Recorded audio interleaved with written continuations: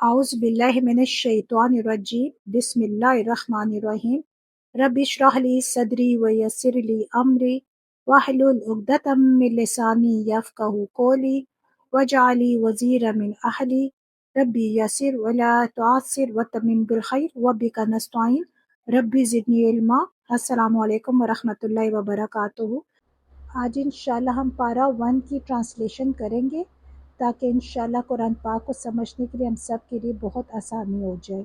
बिस्मिल्लाहिर्रहमानिर्रहीम। तारीफ़ अल्लाह ही के लिए है जो तमाम कायनात का रब है, रहमान है और रहीम है, रोज़े जज़ा का मालिक है। हम तेरी ही इबादत करते हैं और तुझ ही से मदद मांगते हैं। हमें सीधा रास्ता दिखा, उन लोगों का रास्ता जिन पर तूने इनाम फरमाया, जो मातूब नहीं हुए, जो भटके हुए नहीं हैं। बिस्मिल्लाहिर्रहमानिर्रहीम। अब सूरह बकरा की स्टार्ट कर रहे हैं। सूरह बकरा का बेशतर हिस्सा हिजरत मदीना के बाद मदनी ज़िंदगी के बिल्कुल इब्तिदाई दौर में नाजिल हुआ है और कुछ हिस्सा ऐसा है जो बाद में नाजिल हुआ और मुनासबत मज़मून के लिहाज से इसमें शामिल कर दिया गया। हत्ता कि अब सूद की ममानियत के सिलसिले में जो आयात नाजिल हुई हैं वो भी इसी में शामिल हैं। हालांकि वो नबी अकरम सल्लल्लाहु अलैहि वसल्लम की ज़िंदगी के बिल्कुल आखिरी ज़माने में उतरी थी। सूरत का ख़ात्मा जिन आयात पर हुआ है वो हिजरत से पहले मक्का में नाजिल हो चुकी थी, लेकिन मज़मून की मुनासबत से इनको भी इसी सूरत में ज़म कर दिया गया है। अब स्टार्ट करते हैं। बिस्मिल्लाहिर्रहमानिर्रहीम। अलिफ लाम मीम, ये हरूफ मुक़ातात हैं। ये अल्लाह की किताब है, इसमें कोई शक नहीं। हदायत है उन परहेज़गार लोगों के लिए जो गैब पर ईमान लाते हैं, नमाज कायम करते हैं, जो रिस्क हमने उनको दिया है उसमें से खर्च करते हैं, जो किताब तुम पर नाजिल की गई यानी कुरान और जो किताबें तुमसे पहले नाजिल की गई थी उन सब पर ईमान लाते हैं और आखिरत पर यकीन रखते हैं। ऐसे लोग अपने रब की तरफ से राह रास्त पर हैं और वही फलाह पाने वाले हैं। जिन लोगों ने इन बातों को तस्लीम करने से इनकार कर दिया उनके लिए यकसा है, ख्वाह तुम उन्हें ख़बरदार करो या ना करो, बहरहाल वो मानने वाले नहीं हैं। अल्लाह ने उनके दिलों और उनके कानों पर मोहर लगा दी है और उनकी आंखों पर पर्दा पड़ गया है, वो सख्त सज़ा के मुस्तहिक हैं। बाज़ लोग ऐसे भी हैं जो कहते हैं कि हम अल्लाह पर और आखिरत के दिन पर ईमान लाए हैं, हालांकि दर हकीकत वो मोमिन नहीं है। वो अल्लाह और ईमान लाने वालों के साथ धोखाबाजी कर रहे हैं, मगर दरअसल वो खुद अपने आप ही को धोखे में डाले हुए हैं और उन्हें इसका शऊर नहीं। उनके दिलों में एक बीमारी है जिसे अल्लाह ने और ज़्यादा बढ़ा दिया और जो झूठ वो बोलते हैं उसकी पादाश में उनके लिए दर्दनाक सज़ा है। जब कभी उनसे कहा गया कि ज़मीन में फसाद बर्पा ना करो तो उन्होंने यही कहा कि हम तो इस्लाह करने वाले हैं। खबरदार, हकीकत में यही लोग मुफसिद हैं मगर उन्हें शऊर नहीं है। और जब उनसे कहा गया कि जिस तरह दूसरे लोग ईमान लाए हैं उसी तरह तुम भी ईमान लाओ तो उन्होंने यही जवाब दिया कि हम बेवकूफ़ों की तरह ईमान लाएं। खबरदार, हकीकत में तो ये खुद बेवकूफ़ है मगर ये जानते नहीं हैं। जब ये अहले ईमान से मिलते हैं तो कहते हैं कि हम ईमान लाए हैं और जब अलहदगी में अपने शैतानों से मिलते हैं तो कहते हैं कि असल में तो हम तुम्हारे साथ हैं और उन लोगों से महज मजाक कर रहे हैं। अल्लाह उनसे मजाक कर रहा है, वो इनकी रस्सी दराज किए जाता है और ये अपनी सरकशी में अंधों की तरह भटकते चले जाते हैं। ये वो लोग हैं जिन्होंने हदायत के बदले गुमराही खरीद ली, मगर ये सौदा उनके लिए नफ़ा बख्श नहीं और ये हरगिज़ सही रास्ते पर नहीं है। इनकी मिसाल ऐसी है जैसे एक शख्स ने आग रोशन की और जब उसने सारे माहौल को रोशन कर दिया तो अल्लाह ने उनका नूर बसारत सलब कर लिया और उन्हें उस हाल में छोड़ दिया कि तारीकियों में उन्हें कुछ नज़र नहीं आता। ये बहरे हैं, गूंगे हैं, अंधे हैं, ये अब ना पलटेंगे। या फिर इनकी मिसाल यूँ समझो कि आसमान से ज़ोर की बारिश हो रही है और उसके साथ अंधेरी घटा और कड़क और चमक भी है। ये बिजली के कड़ाके सुनकर अपनी जानों के खौफ से कानों में उंगलियां ठूंसे लेते हैं और अल्लाह इन मुनकरीने हक को हर तरफ से घेरे में लिए हुए है।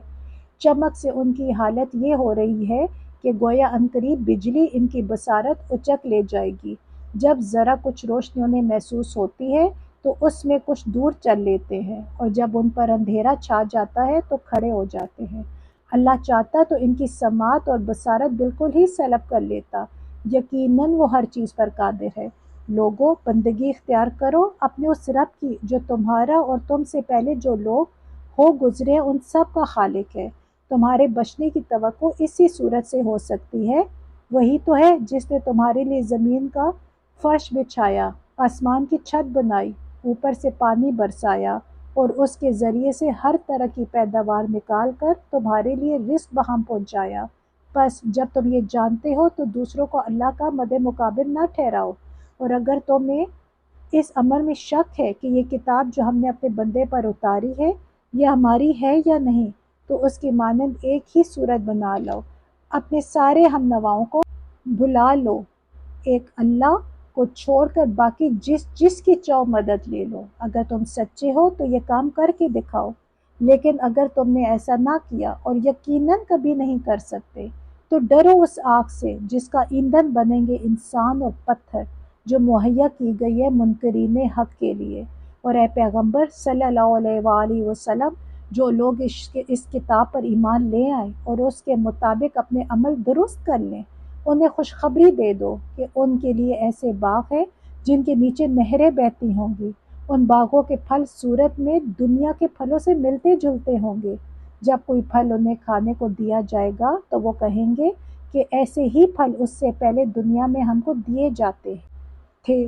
ان کے لیے وہاں پاکیزہ بیویاں ہوں گی اور وہ وہاں ہمیشہ رہیں گے۔ ہاں، اللہ اس سے ہرگز نہیں شرماتا کہ مچھر یا اس سے بھی حقیر تر کسی چیز کی تمثیلیں دے۔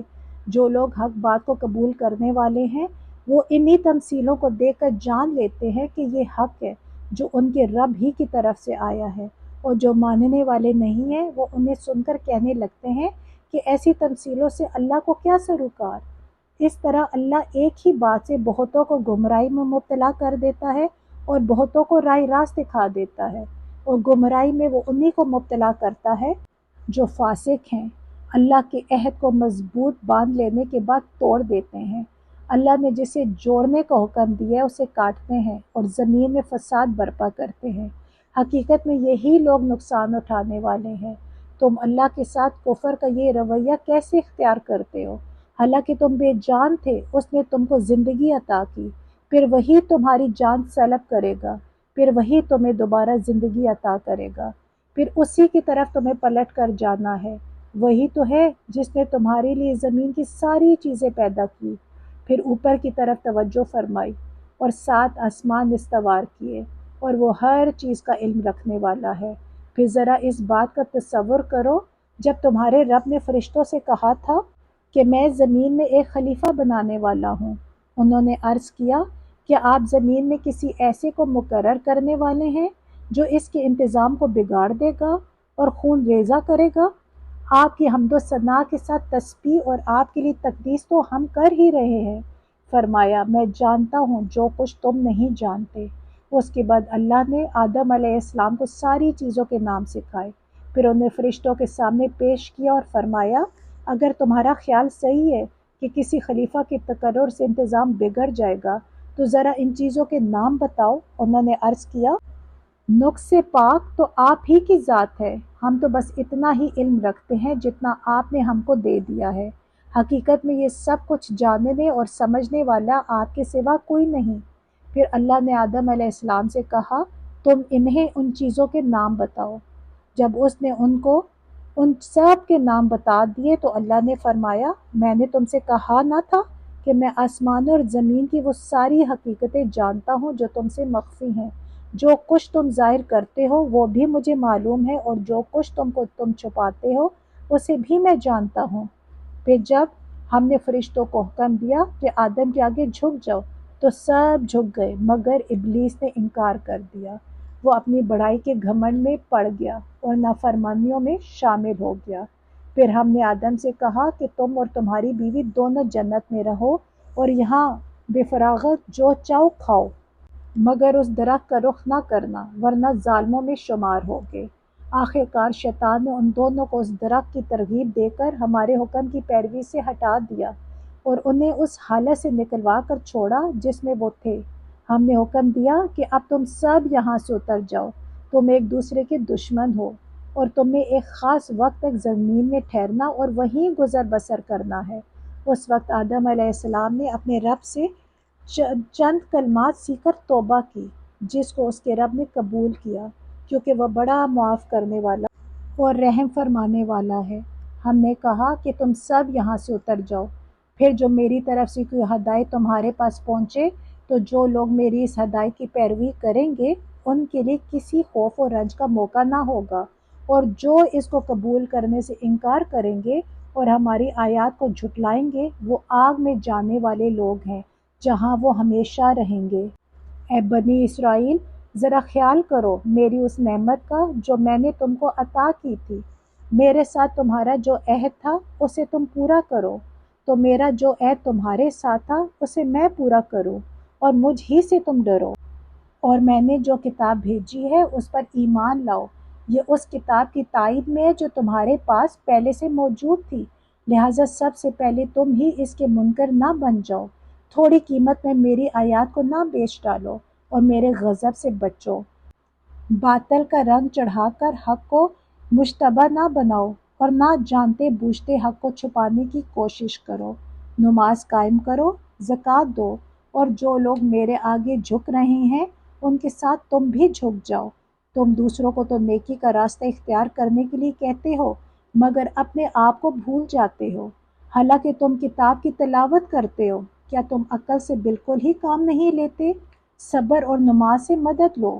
بے شک نماز ایک سخت مشکل کام ہے، مگر ان فرما بردار بندوں کے لیے مشکل نہیں ہے جو سمجھتے ہیں کہ آخر کار انہیں اپنے رب سے ملنا اور اسی کی طرف پلٹ کر جانا ہے۔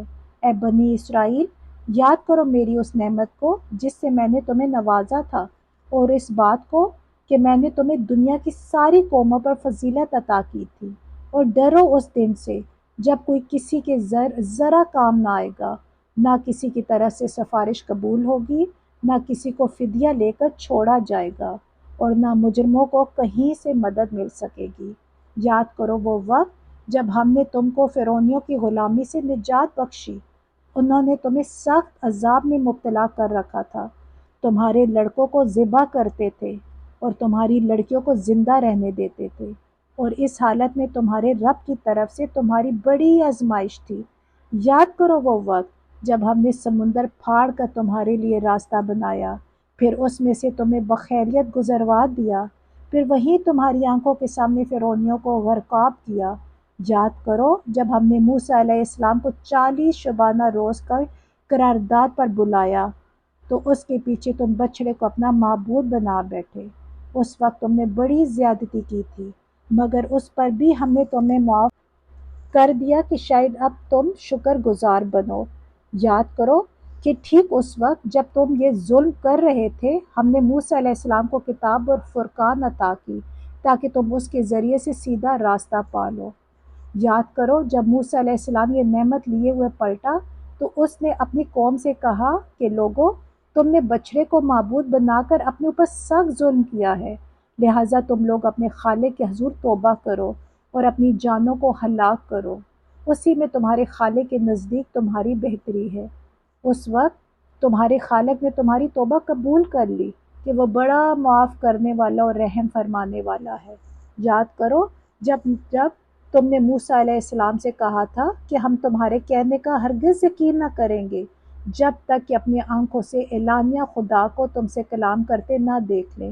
اس وقت تمہارے دیکھتے دیکھتے ایک زبردست صاعقے نے تم کو آ لیا، تم بے جان ہو کر گر چکے تھے، مگر پھر ہم نے تم کو جلا اٹھایا، شاید کہ اس احسان کے بعد تم شکر گزار بن جاؤ۔ ہم نے تم پر ابر کا سایہ کیا، من و سلوہ کی غذا تمہارے لیے فراہم کی، اور تم سے کہا کہ یہ جو پاک چیزیں ہم نے تمہیں بخشی ہیں انہیں کھاؤ، مگر تمہارے اسلاف نے جو کچھ کیا وہ ہم پر ظلم نہ تھا بلکہ انہوں نے آپ اپنے ہی پر ظلم کیا۔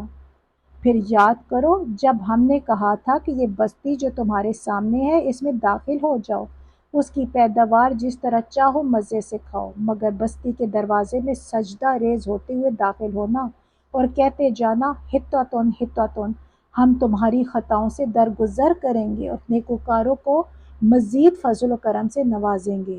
مگر جو بات کہی گئی تھی، ظالموں نے اسے بدل کر کچھ اور کر دیا۔ آخر کار ہم نے ظلم کرنے والوں پر آسمان سے عذاب نازل کیا، یہ سزا تھی ان نافرمانیوں کی جو وہ کر رہے تھے۔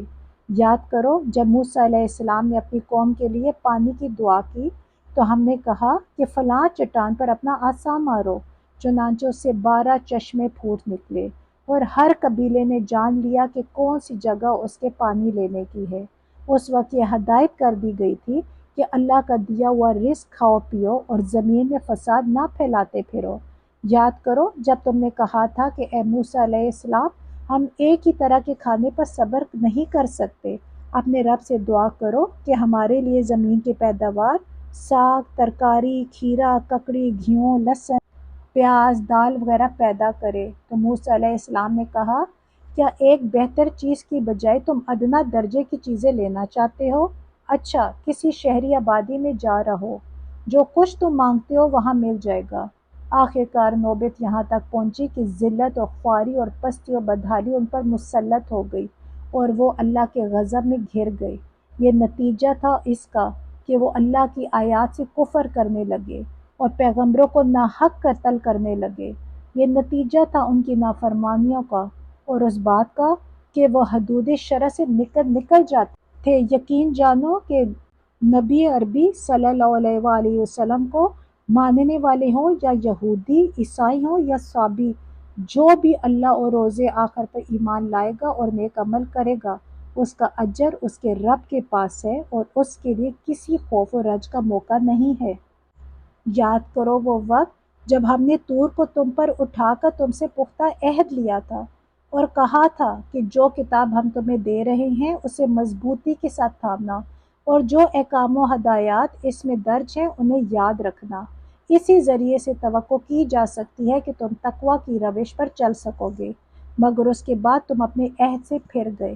اس پر بھی اللہ کے فضل اور اس کی رحمت نے تمہارا ساتھ نہ چھوڑا، ورنہ تم کبھی کے تباہ ہو چکے ہوتے۔ پھر تمہیں اپنی قوم کے ان لوگوں کا قصہ تو معلوم ہی ہے جنہوں نے سبت کا قانون توڑا تھا۔ ہم نے انہیں کہہ دیا کہ بندر بن جاؤ اور اس حال میں رہو کہ ہر طرف سے تم پر دھتکار پھٹکار پڑے۔ اس طرح ہم نے ان کے انجام کو اس زمانے کے لوگوں اور بعد کی آنے والی نسلوں کے لیے عبرت اور ڈرنے والوں کے لیے نصیحت بنا کر چھوڑا۔ پھر وہ واقعہ یاد کرو جب موسیٰ علیہ السلام نے اپنی قوم سے کہا کہ اللہ تمہیں ایک گائے ذبح کرنے کا حکم دیتا ہے۔ کہنے لگے، کیا تم ہم سے مذاق کرتے ہو؟ موسیٰ علیہ السلام نے کہا، میں اس سے خدا کی پناہ مانگتا ہوں کہ جاہلوں کی سی باتیں کروں۔ بولے، اچھا، اپنے رب سے درخواست کرو کہ وہ ہمیں اس گائے کی کچھ تفصیل بتائے۔ موسیٰ علیہ السلام نے کہا، اللہ کا ارشاد ہے کہ وہ ایسی گائے ہونی چاہیے جو نہ بوڑھی ہو نہ بچیا، بلکہ اوسط عمر کی ہو، لہٰذا جو حکم دیا جاتا ہے اس کی تعمیل کرو۔ پھر کہنے لگے، اپنے رب سے یہ اور پوچھ دو کہ اس کا رنگ کیسا ہو۔ موسیٰ علیہ السلام نے کہا، وہ فرماتا ہے زرد رنگ کی گائے ہونی چاہیے جس کا رنگ ایسا شوخ ہو کہ دیکھنے والوں کا جی خوش ہو جائے۔ پھر بولے، اپنے رب سے صاف صاف پوچھ کر بتاؤ کیسی گائے مطلوب ہے، ہمیں اس کا تعین میں اشتباہ ہو گیا ہے، اللہ نے چاہا تو ہم اس کو پتہ پا لیں گے۔ موسیٰ علیہ السلام نے جواب دیا، اللہ کہتا ہے کہ وہ ایسی گائے ہے جس سے خدمت نہیں لی جاتی، نہ زمین جوتتی ہے نہ پانی کھینچتی ہے، صحیح سالم اور بے داغ ہے۔ اس پر وہ پکار اٹھے کہ ہاں، اب تم نے ٹھیک پتہ بتایا۔ پھر انہوں نے اسے ذبح کیا، ورنہ وہ ایسا کرتے معلوم نہ ہوتے تھے۔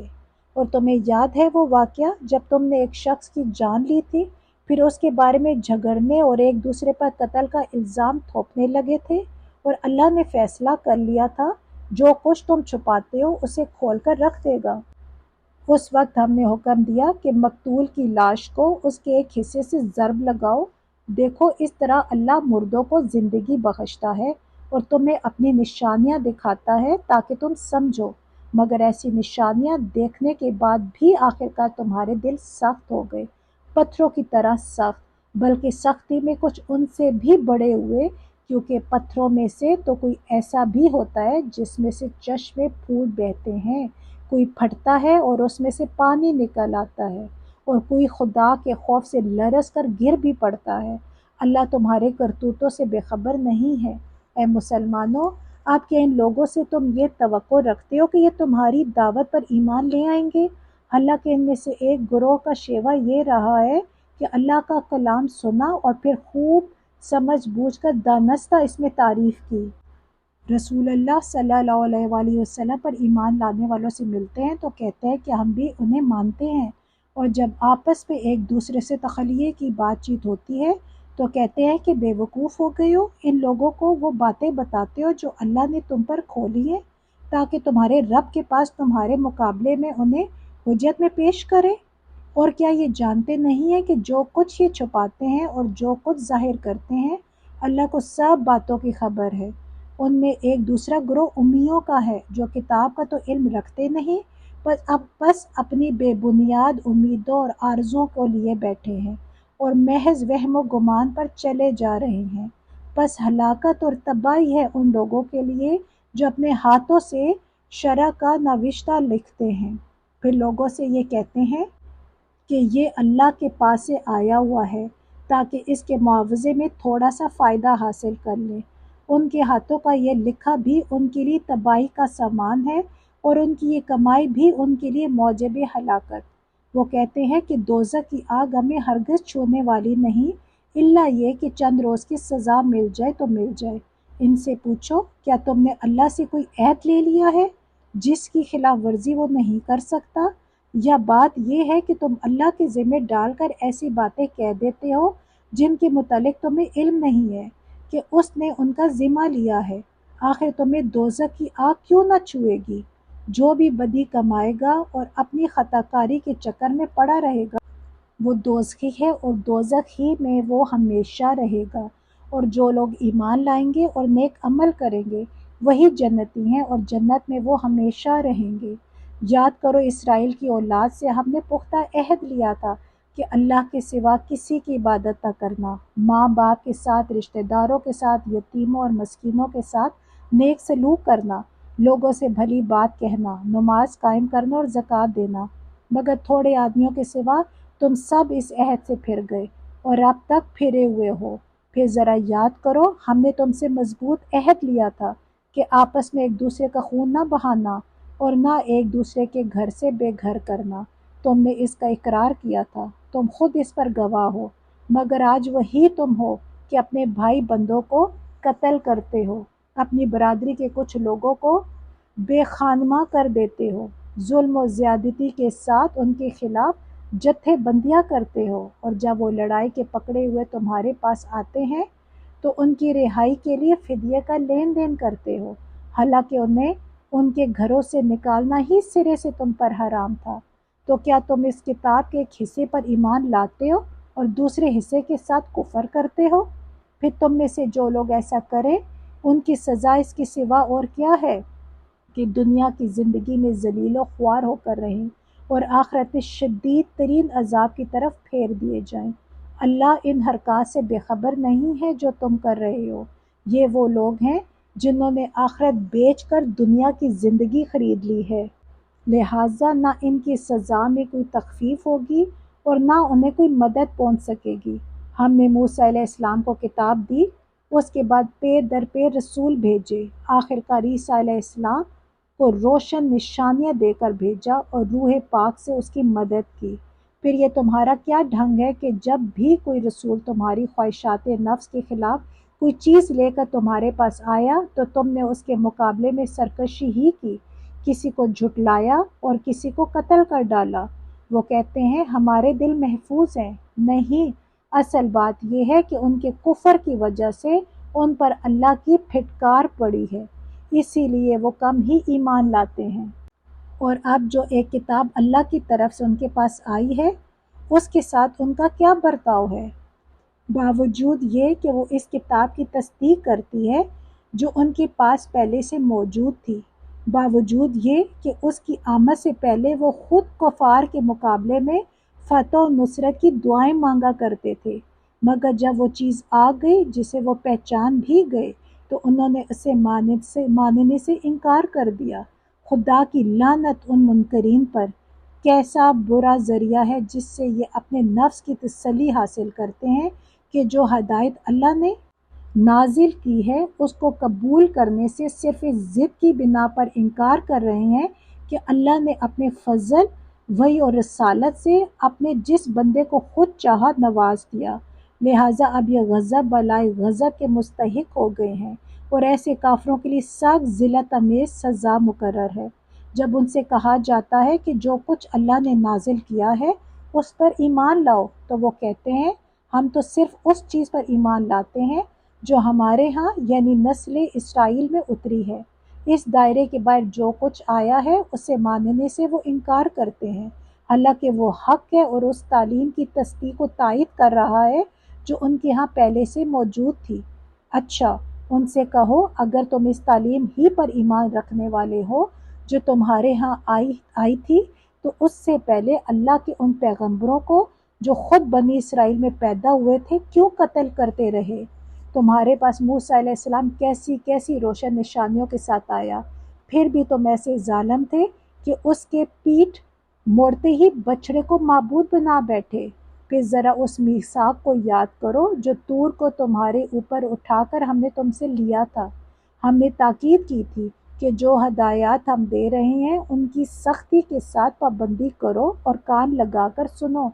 तुम्हारे इस्लाफ ने कहा कि हमने सुन लिया मगर मानेंगे नहीं, और उनकी बातिल परस्ती का ये हाल था कि दिलों में उनके बछड़ा ही बसा हुआ था। कहो अगर तुम मोमिन हो तो ये अजीब ईमान है जो ऐसी बुरी हरकत का तुम्हें हुक्म देता है। उनसे कहो अगर वाकई अल्लाह के नज़दीक आखिरत का घर तमाम इंसानों को छोड़कर सिर्फ तुम्हारे लिए ही मखसूस है, तब तो तुम्हें चाहिए कि मौत की तमन्ना करो। अगर तुम अपने इस ख्याल में सच्चे हो, यकीन जानो कि ये कभी इसकी तमन्ना ना करेंगे, इसीलिए कि अपने हाथों जो कुछ कमा कर उन्होंने वहाँ भेजा है उसकी इक्तज़ा यही है कि ये वहाँ जाने की तमन्ना ना करें। अल्लाह इन ज़ालिमों के हाल से खूब वाकिफ़ है। तुम उन्हें सब से बढ़कर जीने का हरीस पाओगे, हत्ता कि ये इस मामले में मुशरिकों से भी बढ़े हुए हैं। उनमें से एक एक शख्स ये चाहता है कि किसी तरह 1000 बरस जिए, हालांकि लंबी उम्र बहरहाल उसे अजाब से तो दूर नहीं फेंक सकती। जैसे कुछ एमाल ये कर रहे हैं अल्लाह तो उन्हें देख ही रहा है। इनसे कहो कि जो कोई जिब्राइल से इदावत रखता हो उसे मालूम होना चाहिए कि जिब्राइल अलैहिस्सलाम ने अल्लाह ही के इज़्न से ये कुरान तुम्हारे कल्ब पर नाजिल किया है, जो पहले आई हुई किताबों की तस्दीक को तायद करता है और ईमान वालों के लिए हदायत और कामयाबी की बशारत बनकर आया है।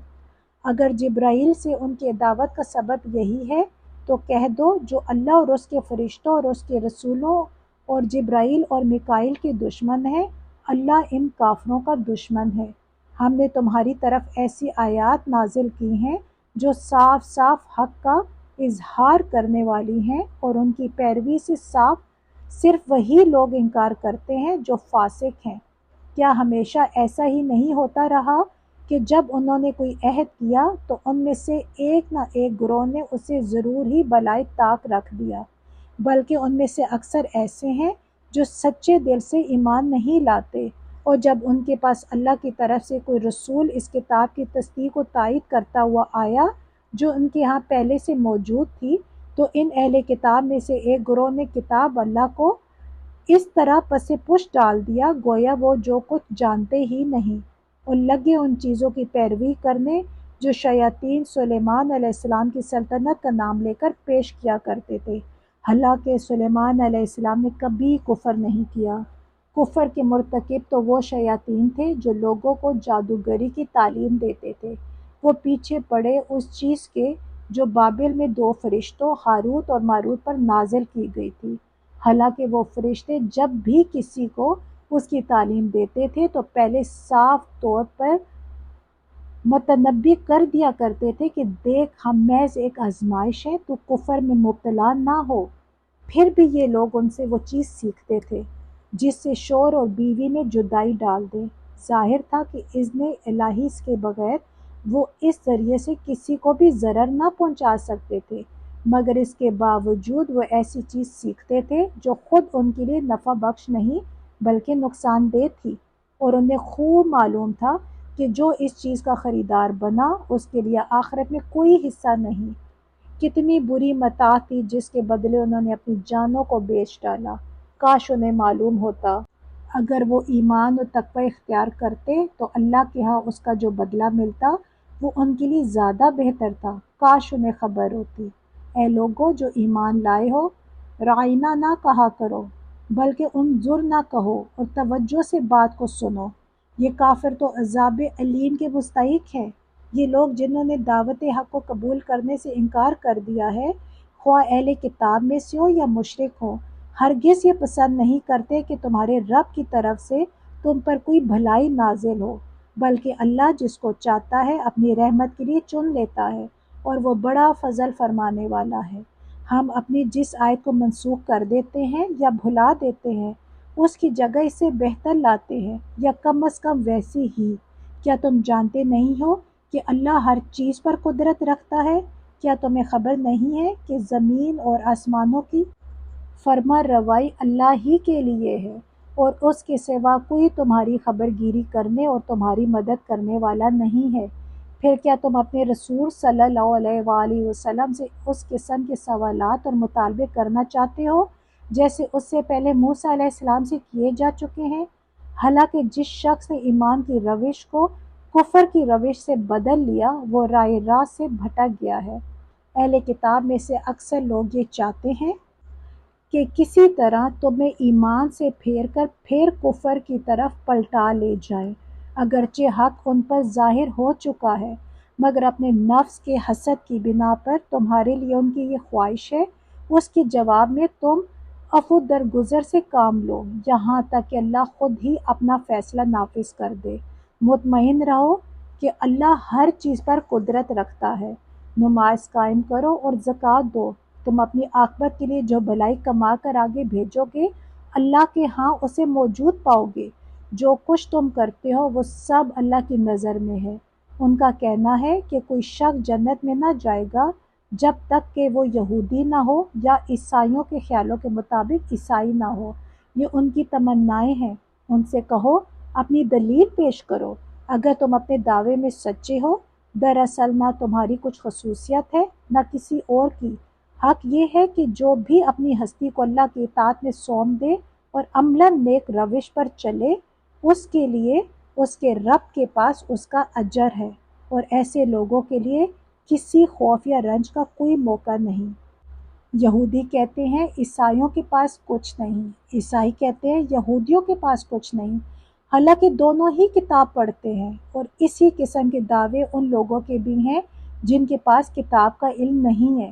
یہ اختلافات جن میں یہ لوگ مبتلا ہے ان کا فیصلہ اللہ قیامت کے روز کر دے گا، اور اس شخص سے بڑھ کر ظالم کون ہوگا جو اللہ کے معبودوں میں اس کے نام کی یاد سے روکے اور ان کی ویرانی کے در پہ ہو۔ ایسے لوگ اس قابل ہیں کہ ان عبادت گاہوں میں قدم نہ رکھیں، اور اگر وہاں جائیں بھی تو ڈرتے ہوئے جائیں۔ ان کے لیے تو دنیا میں رسوائی ہے اور آخرت میں عذاب عظیم۔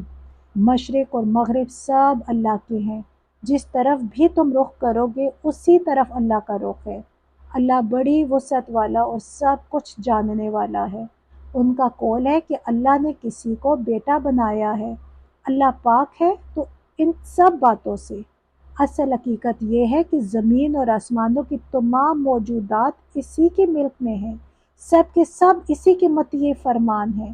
وہ آسمانوں اور زمین کا موجد ہے، اور جس بات کا وہ فیصلہ کرتا ہے اس کے لیے بس یہ حکم دیتا ہے کہ ہو جا، اور وہ ہو جاتی ہے۔ نادان کہتے ہیں کہ اللہ خود ہم سے بات کیوں نہیں کرتا، یا کوئی نشانی ہمارے پاس کیوں نہیں آتی۔ ایسی ہی باتیں ان سے پہلے لوگ بھی کیا کرتے تھے۔ ان سب اگلے پچھلے گمراہوں کی ذہنیتیں ایک جیسی ہیں۔ یقین لانے والوں کے لیے تو ہم نشانیاں صاف صاف نمایاں کر چکے ہیں۔ اس سے بڑھ کر نشانی کیا ہوگی کہ ہم نے تم کو علم حق کے ساتھ خوشخبری دینے والا اور ڈرانے والا بنا کر بھیجا۔ اب جو لوگ جہنم سے رشتہ جوڑ چکے ہیں ان کی طرف سے تم ذمہ دار و جواب دہ نہیں ہو۔ یہودی اور عیسائی تم سے ہرگز راضی نہ ہوں گے جب تک ان کے طریقے پر نہ چلنے لگو۔ صاف کہہ دو کہ بس راستہ وہی ہے جو اللہ نے بتایا ہے، ورنہ اگر اس علم کے بعد جو تمہارے پاس آ چکا ہے تم نے ان کی خواہشات کی پیروی کی تو اللہ کی پکڑ سے بچانے والا کوئی دوست اور مددگار تمہارے لیے نہیں ہے۔ جن لوگوں کو ہم نے کتاب دی ہے وہ اسے اس طرح پڑھتے ہیں جیسا کہ پڑھنے کا حق ہے، وہ اس پر سچے دل سے ایمان لاتے ہیں، اور جو اس کے ساتھ کفر کا رویہ اختیار کرے ہیں وہی اصل میں نقصان اٹھانے والے ہیں۔ اے بنی اسرائیل، یاد کرو میری وہ نعمت جس سے میں نے تمہیں نوازا تھا، اور یہ کہ میں نے تمہیں دنیا کی تمام قوموں پر فضیلت دی تھی، اور ڈرو اس دن سے جب کوئی کسی کے ذرا کام نہ آئے گا، نہ کسی سے فدیہ قبول کیا جائے گا، نہ کوئی سفارش ہی آدمی کو فائدہ دے گی، اور نہ مجرموں کو کہیں سے کوئی مدد پہنچ سکے گی۔ یاد کرو جب ابراہیم علیہ السلام کو اس کے رب نے چند باتوں میں آزمایا اور وہ ان سب میں پورا اتر گیا تو اس نے کہا میں تجھے سب لوگوں کا پیشوا بنانے والا ہوں۔ ابراہیم علیہ السلام نے عرض کیا اور کیا میری اولاد سے بھی یہی وعدہ ہے؟ اس نے جواب دیا میرا وعدہ ظالموں سے متعلق نہیں ہے، اور یہ کہ ہم نے اس گھر کعبے کو لوگوں کے لیے مرکز اور امن کی جگہ قرار دیا تھا، اور لوگوں کو حکم دیا تھا کہ ابراہیم علیہ السلام جہاں عبادت کے لیے کھڑا ہوتا ہے اس مقام کو مستقل جائے نماز بنا لو، اور ابراہیم علیہ السلام اور اسماعیل علیہ السلام کو تاکید کی تھی کہ میرے اس گھر کو طواف اور اعتکاف اور رکوع اور سجدہ کرنے والوں کے لیے پاک رکھو، اور یہ کہ ابراہیم علیہ السلام نے دعا کی اے میرے رب اس شہر کو امن کا شہر بنا دے، اور اس کے باشندوں میں سے جو اللہ اور آخرت کو مانے انہیں ہر قسم کے پھلوں کا رزق دے۔ جواب میں اس کے رب نے فرمایا اور جو نہ مانے گا دنیا کی چند روزہ زندگی کا سامان تو میں اسے بھی دوں گا، مگر آخرکار اسے عذاب جہنم کی طرف گھسیٹوں گا، اور وہ بدترین ٹھکانہ ہے۔ اور یاد کرو ابراہیم علیہ السلام اور اسماعیل علیہ السلام جب اس گھر کی دیواریں اٹھا رہے تھے تو دعا کرتے جاتے تھے اے ہمارے رب ہم سے یہ خدمت قبول فرما لے، تو سب کی سننے اور سب کچھ جاننے والا ہے۔